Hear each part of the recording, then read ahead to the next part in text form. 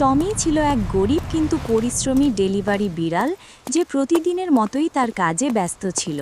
হঠাৎ সে দেখল এক মেয়ে বিড়াল রাস্তায় আহত। এক বেপরোয়া গাড়ি তাকে ধাক্কা দিয়ে পালিয়ে গেল।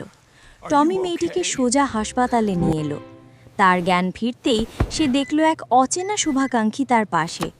মেয়েটি সুস্থ হয়ে উঠলে জীবন বাঁচানোর জন্য সে টমিকে মন থেকে ধন্যবাদ জানালো।